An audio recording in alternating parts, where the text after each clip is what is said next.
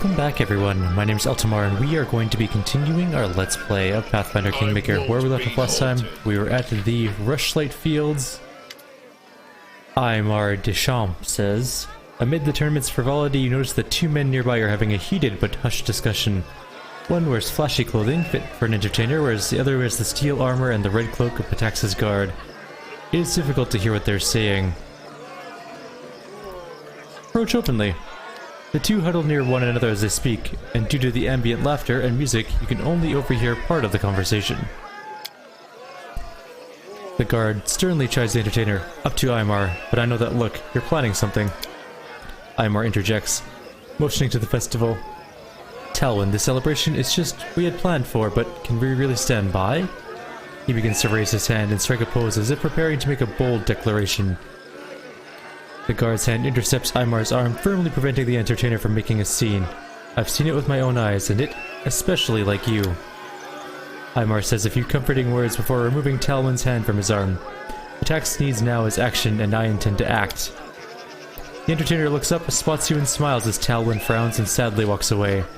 It's a rare day that life emulates screenplays, Your Highness. Could it be that the heroes have arrived in the people's time of need? Oh, heroism, that's exactly what we do. See that symbol on his clothing? That marks him as a member of the Red Crescent Theater in Patax. A fellow artist. She eagerly extracts her journal. Imagine the stories we could write together. What's the problem? I first arrived here 5 years ago, answering King Iravetti's call for artists and actors to make Patax a new crucible for the arts. Admittedly, the king dedicated plenty of money to building new theaters and schools. Art only thrives, though, where there are visitors and patrons to pay for it. Eltimar sidles closer, lowering his voice, and that's where Iravetti has failed. The Patax River is our lifeline, connecting us to the outside world. River pirates know it, and they prey upon incoming travelers. You might think the king would thwart these pirates and defend his people, but no.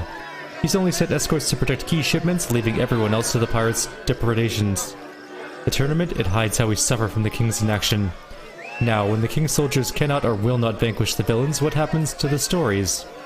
Or what happens in the stories? He winks and gestures knowingly. That's right. Heroes step in. Numerous victims have told me of the attacks, and I have pieced together an approximate location of the pirates' camp. If you can ambush and defeat them, traffic will flow, commerce will thrive, and you'll command the adoration of the boatmen, dock workers, artists, and more. Naturally, I'm prepared to write a play dramatizing your exploits. What do you say? I have questions first. The wag is this protagonist always has questions. What would you like to know? Is there a reward? Eltimar laughs nervously. The term starving artist was fairly common in Taldor. Perhaps you've heard it before. I do not have much wealth, but I can help you win the people's adoration. I also understand that among the theater's props are a few enchanted items of actual value, so perhaps I can entice you with those. I know enough now. I'll accept. Then it's settled. I'll write down the directions real quick, and when you're done, meet me in Patax so I can hear your account. No doubt the magistrate will be pleased to stop getting piracy complaints too. He draws a roll of parchment from the scroll tube. I hope you'll arrive in time to see my latest production. Speaking of which, I'm already late to oversee its rehearsal. Consider this a little preview. Good hunting. I hope it's a good play. This is like a really big zone, I think. It seems like it is. Let's go wander around some more. There's Gralton guests. I'm guessing the guests aren't super important. There's Pataxian wardens around. Oh, there's the river. And a goblin merchant. What do you got?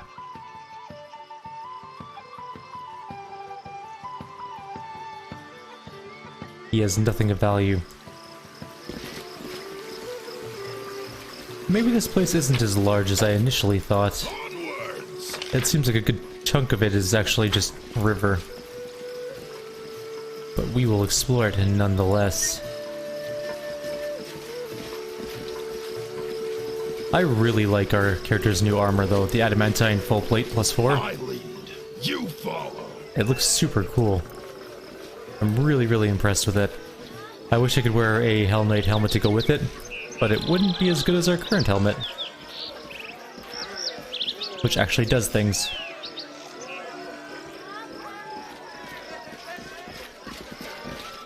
Wait, before we do anything else, he has a lot of +4 stuff. What does he have for these things? Oh, just an Amulet of Agile Fist +2, okay. I had some small hope that he'd have like a better Amulet of Agile Fists for our monk, but it doesn't appear to be the case. And I don't think there's any other weapons of note. Although we could just do it by price, descending. What's the Dark Forest Spear? +4 Necrotic. Chaos Hammer is +4 Anarchic. It's a Warhammer, it's kind of nice actually. A Spiked Light Shield +5. Jolt is a scimitar that does shock damage. It's a Runic Mage Blade. Edict is the dagger we sold. Whimsy is a short bow +3. And has a chance to cast Hideous Laughter on things that it hits. And Spinebreaker is an Unholy, Keen, Enhancement +3 Great Club? Yep. So I guess nothing else really that we need. Of our characters, the Barbarian is using a +5 weapon. Our Let us not hesitate. I stand ready. Cleric is using a +3 weapon, I believe? Yeah. He's got permanent freedom of... Oh, there's another merchant. Hang on. Whoa, whoa, whoa, whoa, whoa. Everyone slow down just 1 second. Best wares on the river. Don't waste time asking where they're from. Get these deals while they last. You notice Octavia's fingers reaching for a sparkling charm on the vendor's belt. Wag a finger at Octavia. She pouts but moves her hand away from the vendor's property. What do you got? Why is that 300? Oh my god.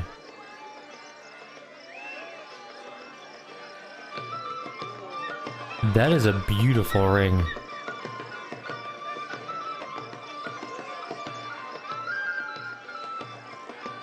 Huh. The Ring of Circumstances is... It has the ability to have 4 of those things on it. So Strength, Dexterity, Con, Wisdom, Intelligence, Charisma, Saving Throws, Damage Rolls, Skill Checks, bonus to movement speed, AC or DC to all spells and abilities. Also, there's a +6 belt of everything, which I really, really want. This spell makes all 1st, 2nd, and 3rd level spells cast by its wearer empowered and extended. +6 to Intelligence, Wisdom, and Charisma. +4 bonus to AC, +4 on all saving throws, +4 to Persuasion, +1 bonus to AC against evil aligned creatures. Can only be worn by good, and there's an other one that's by evil. Why does he have all the good gear? Why am I so poor again? I mean, we don't necessarily have to be poor, we have things to sell. But... do we sell them? Well, we can sell that, because we don't need that anymore. Yeah, it's flaming, but we really don't care that much. And these armors are apparently worth 0, which is stupid, but they weigh a ton. We should put them in a stash or something. That's worth 20,000. That's worth 4. That's worth 1. The Heart of Ear is worth 16. I mean, I really just want this... Well, the Belt of Physical Perfection actually would be the best one. 6 Strength, Dex, and Con for our main character would be just amazing. How is he still in the negatives? I don't think I ever cast Restoration on him. That might be why. Oh yeah, we left all of our new characters behind. Right.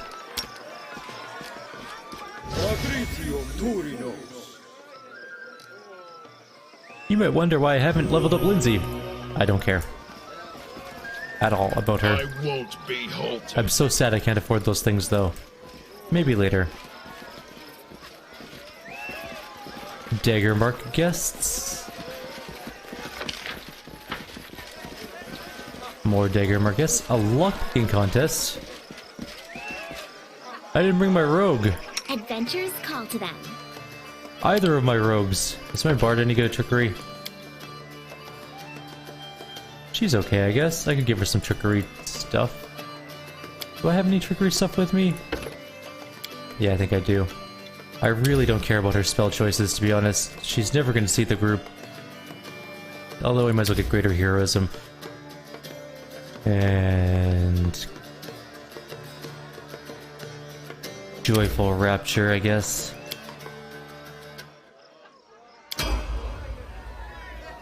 Anything is possible. I do think we have the best of 100 pickpockets here. Let's try this. Alright.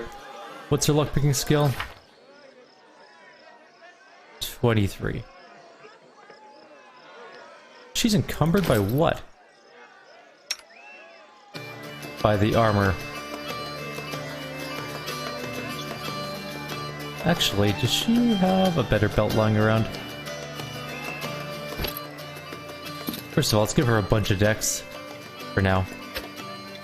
There we go, now she can wear all the things. She's not keeping any of this gear, by the way. I will have her executed before she gets to keep it. Now what's her lockpick, though? 28 is a bit better. Give it a shot.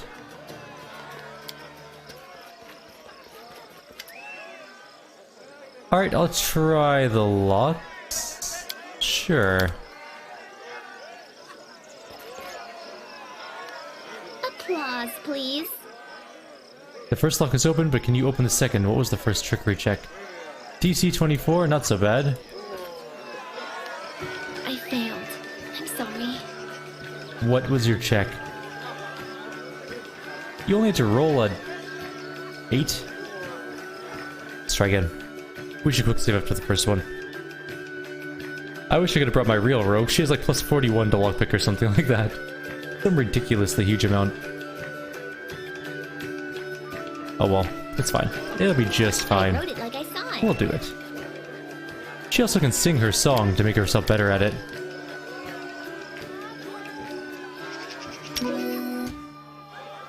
Alright, here we go.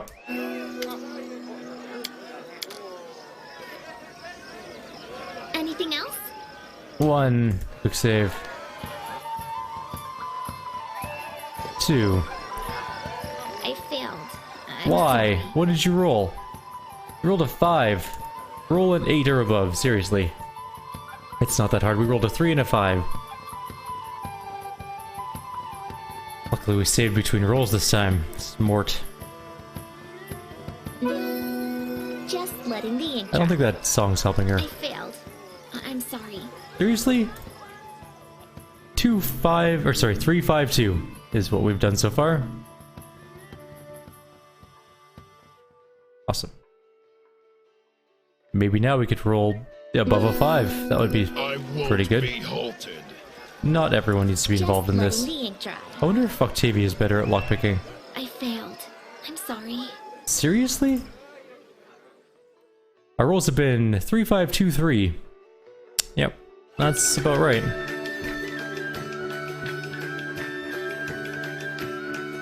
We're bound to get over 8 at some point, in theory. Adventures call to them. Anything else? Good. And so Alright, we walked what's the up. hard lock? What's the DC on this thing?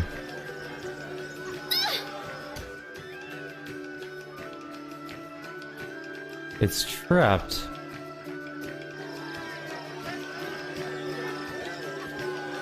Interesting. I wonder if we can even see that trap.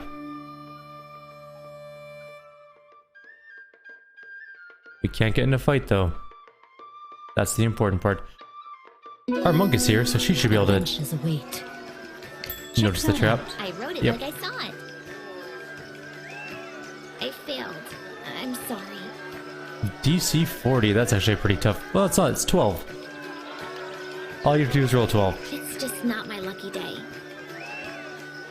Well, it didn't do any damage anyways, we got our fort save off. Let's try and open the actual trap, or the lock itself. I failed. I'm sorry. DC 46, we actually need to roll an 18 for this, so that's a lot harder. I wonder if Octavia is better at lockpicking. I don't think so. He is an actual rogue, though. That's fine. And Lindsay was called forth. I failed. I'm sorry. How close were we that time? Not. So we just need an 18, 19, or 20. No problem. I wish there was like a knock spell on this game. We could just cast knock on it and call it a day. No. I won't Although be Octavia, what halted. is your lockpick? Trickery is 29 off the gate. Her trickery is better than hers by a lot. Okay, let's swap this out a little bit. You get to lose all the good gear I gave you. Congratulations on your new good gear that you're gonna get for a temporary requisition. 32 so far, and then the hat. For a little bit more. Okay. So our dex is 23. And then we got +5, okay. So. Try this again. What's the holdup? Done and done. I can't believe it, you just popped the last lock. Only 1 in a million could do such a thing. We got 3,000 bucks. And we got Trapspringer's gloves. Which are those lockpicking gloves. So now we have a second set of those. Where did she get a belt lantern from? Alright, well we won that one. So let's move on to another contest. There's gotta be more. Walsh Kelvaway. Several concerned dock workers crowd around a finely dressed half-elf who listens to the workers with imperious dignity. It says, we've been telling you, Judge, the third shipment in 2 months they've stolen from us. Can't keep that up. Doesn't matter how good last year's business has been. No cargo means no pay, and no pay means no new shipments. We asked you about the thefts before, and nothing's changed. Where's the King's justice, Your Honor? The half-elf patiently motions for silence. It's true the pirates have taken route along the Patex River, and attacked several shipments heading upriver. The King has, he pauses, noticing you. For the first time, he adjusts his posture to stand taller and straightens his sash of office before continuing. King Iravedi shall address the problem soon. However, he will hear no formal complaints until after the Rushlight tournament. In the meantime, he advises travelers downriver to take care around Littletown. Until then, partake in the festivities and the King's generosity. If anyone has any further questions or concerns, I'm at your disposal. The gathered workers grumble and disperse, barely mollified by this response. The bright sash cuts across this man's chest, identifying him as a magistrate of Patex. He makes a shallow bow while keeping his head inclined upwards, as if being polite while also conveying his superiority. May the King's law guide you at the Rushlight tournament today. I overheard you talking about stolen shipments. Is there a problem? Ah, yes, that. He sets his teeth in a practiced smile, though his teeth briefly grind together. An outbreak of river piracy has caused some consternation among the citizens.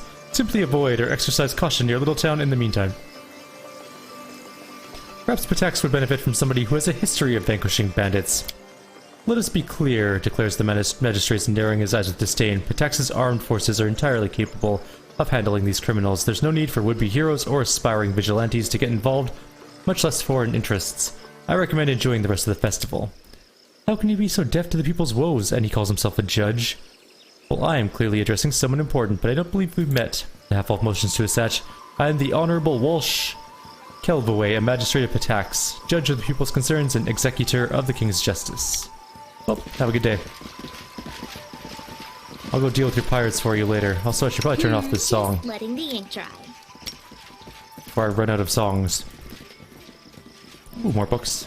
Steal? Borrow. More books to borrow. Another cart. What do we got here? A lapis lazuli wyvern. It can be a 16 hit dice wyvern. Nice. Kinda cool.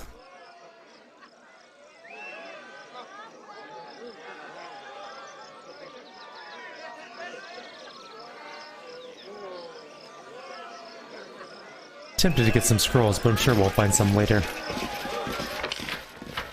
We do it my way. Dock worker, number 17,000.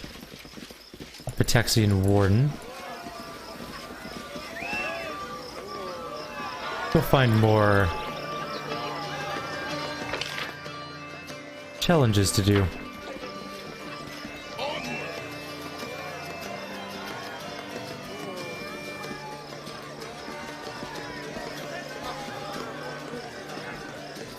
The dude trapped his luck. That was uncool. But we took care of it. Everything worked out fine in the end. More Patexian wardens.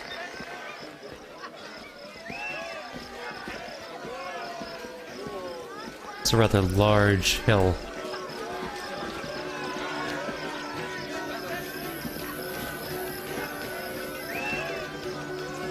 Timon guests. We do it.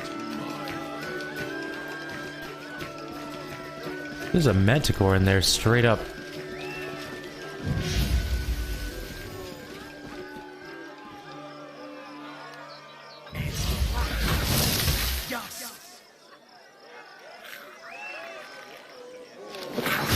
Alright, Bookmaker, what's the thing? Come, come, don't be shy. Witness secrets not meant for mortal eyes. An ethereal battle within the vortex of the supernatural. Bets here, place your bets. What are the rules? You think it's just a game? I wouldn't be so sure. The rules for you are simple enough. Though choose one of the spellcasters and place your bet. If you guess the winner, double your wager. If you're wrong, the gold is mine. I think I'm good on those ones. Ursi Kalis.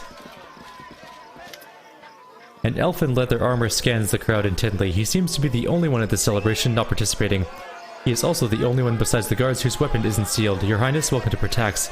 Ursi Kalis, captain of the city guard, at your service.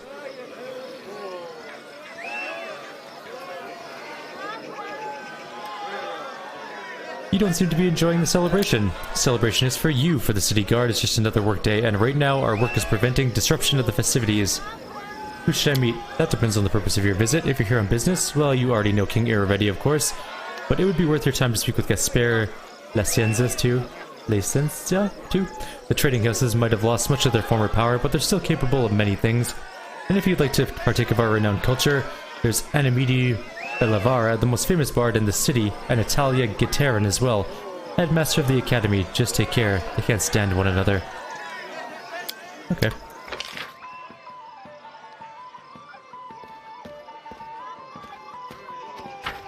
We'll go find some more people to talk to then. There's a ferocious hodag there. More Gralton guests. Let's quickly check over here. I found something apparently. Another sky metal cog.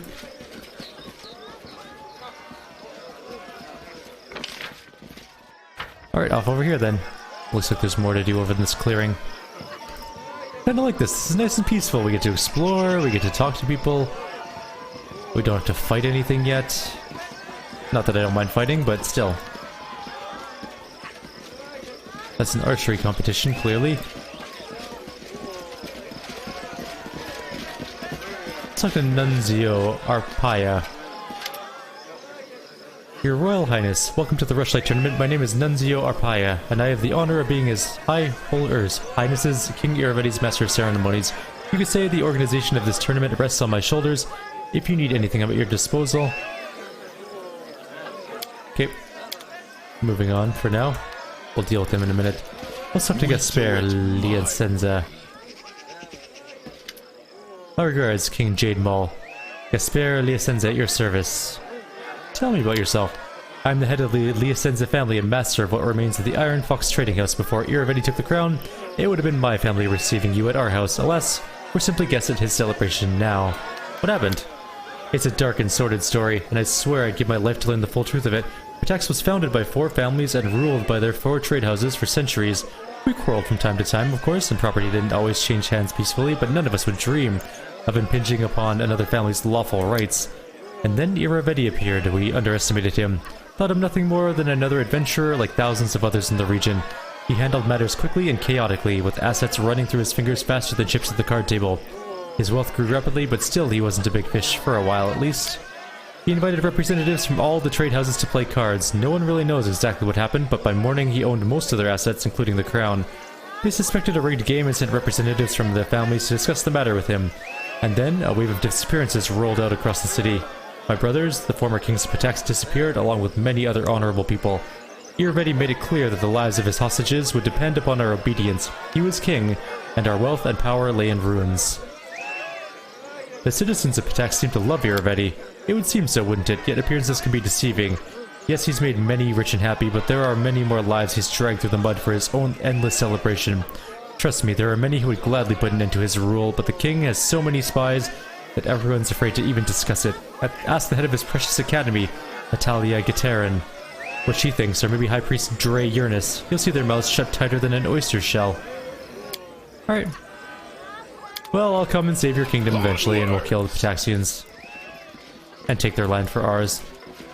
You might not like it under my command, though. I'm not that nice of a person either.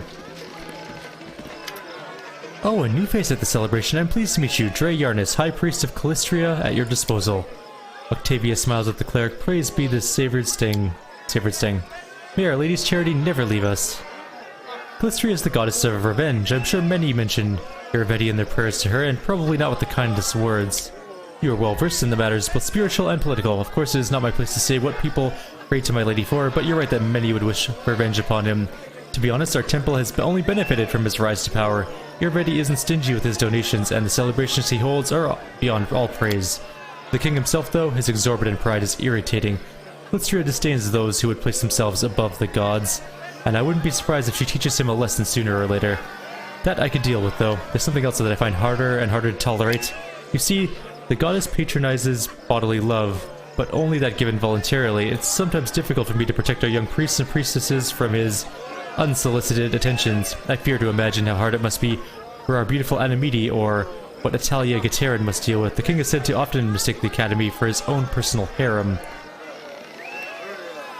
I've heard you're not exactly happy with Irvedi's reign. The priest looks away. Oh no, I have no issue with his reign. He's a generous donor, and the celebrations he hosts are beyond praise. The king himself, though, pride, same thing.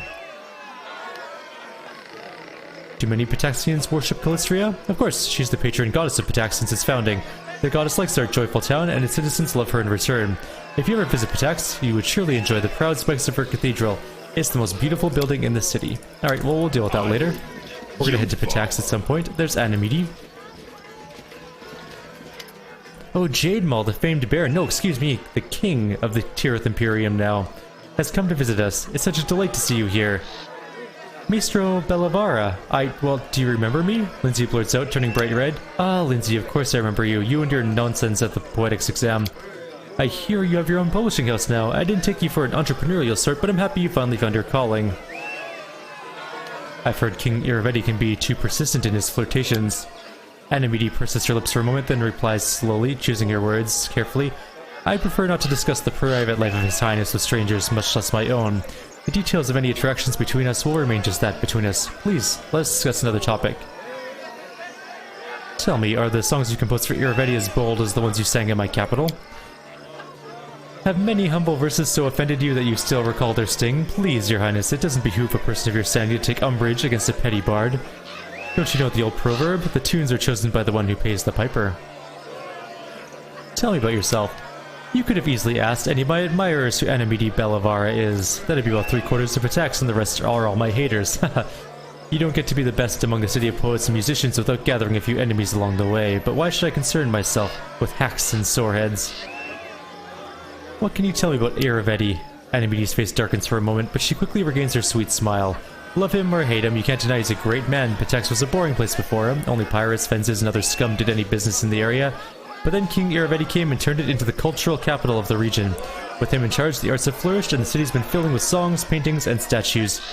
I just pray that Calistria breathes the same love of the arts into the withered hearts of some of the other rulers in the region, who prefer to squander their resources on saber rattling.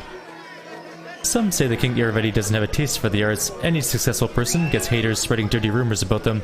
You should hear the things they say about me.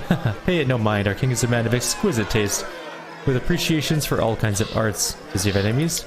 Of course he has enemies, lots of them. Just like anyone who's actually accomplished anything in life. Take some of the old trade houses, for example. Lea Senza and some of the others whom he stripped of their power. They'd love to see him at the bottom of the river, but even now, in their mutual sorry states, they can't manage to work together. There's also Ursi Kalis, captain of the guard. He was just seething with indignation when the king brought new rules to the city, but he wants to listen to the whining of failures like him. Irvedi brought a golden age upon Patax. Tell me about the tournament. Our beloved king has run this tournament once in several years since he took the throne. Guests from all over the River Kingdoms come for it, from Daggermark to Mivon. It's a pity Brevoy didn't honor us with any representatives this year. I guess the Aldori aren't in a very festive mood right now. On the bright side, we get to host you for the first time, and Calistria willing, it won't be the last. Alright, enjoy the celebration. Now where are we off to? Natalia Gaterin, that was another person to ask about stuff. Greetings, your highness. I'm Natalia Gaterin, headmaster of the Academy of Grand Arts. Welcome to the tournament. Is this your first time here? I'll be honest. I'm delighted to hear what you've done with the Tirith Imperium. Not so long ago, it's little more than a hole in the ground, but you brought it real civilization. Bravo. Lindsay has some news for you. Yes, Professor.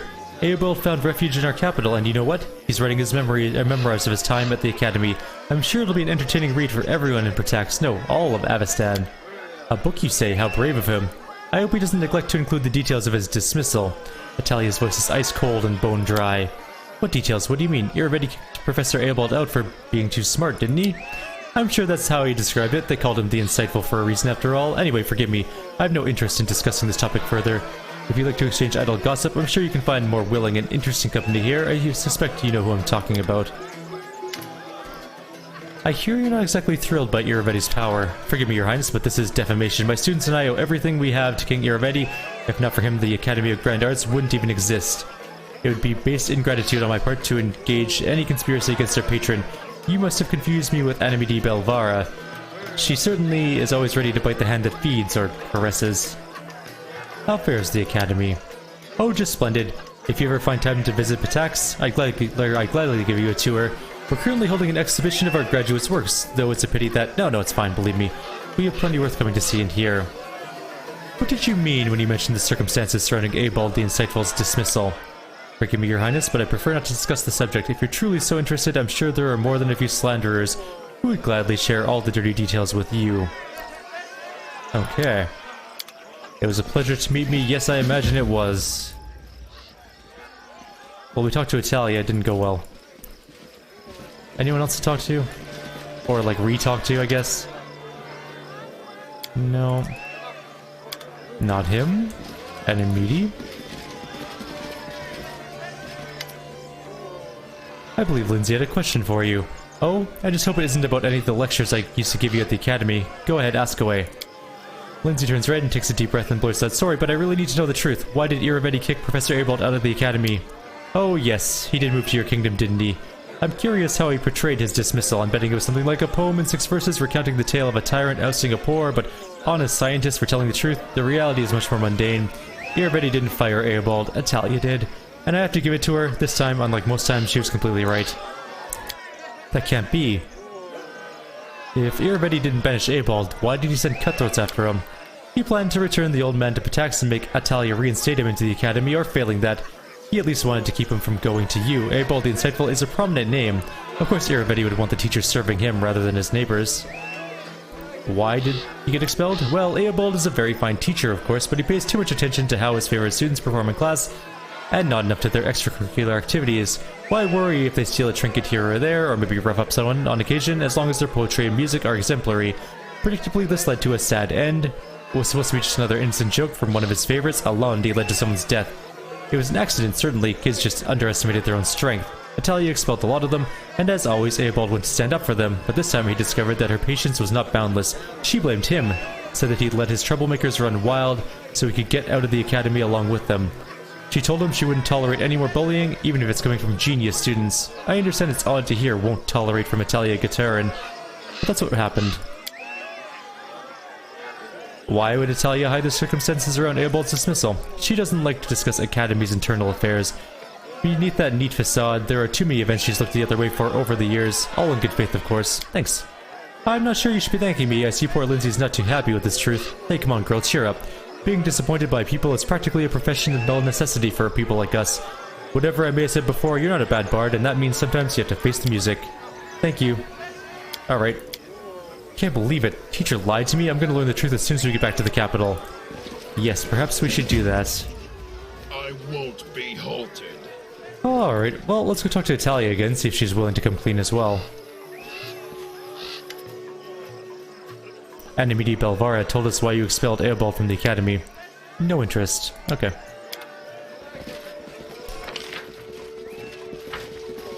Anything from Dre? I don't think there's anything else from Dre. Let's go talk to that guard captain one more time, and then we'll go and talk to Nunzio. We do it my way. And guess, oh yeah, Gaspar, does he have anything new to say? Nope, nothing new. You know what? Just stand there. There is no greater satisfaction than I don't have 18 years for the rest of my group to make their way across the battlefield. Or not the battlefield, the place. I hear you're not pleased with the way Irovetti rules. The elf looks around carefully, not so loud. Irovetti has ears everywhere, but if your highness must know, so be it. My fellows and I serve the city, not the crown, nor not the trading houses, not whoever has the biggest purse, the city. This dump we call Patax and all the poor fools who swarm around it. Former kings understood this, they're the ones who arranged it in the first place. When Irovetti took charge, he thought the city guard would be his personal cutthroats, and once he realized that wasn't the case, he started doing everything in his power to make our jobs harder. Now he has his personal guard formed, who are above the law and follow the orders of the barbarian. And then this Karn Viriel and his so-called Thieves Guild scumbags flooded the entire city with Numerian drug. Bloodbrush extract, the poison that turns people into mindless sheep. Our former kings understood that even Patax needed some bare minimum of order to avoid falling to pieces and floating down the river, but Irovetti seems on track to burn the city to the ground. Where did the guards come from? Even pirates and smugglers have laws of a kind. They need someone to keep their order.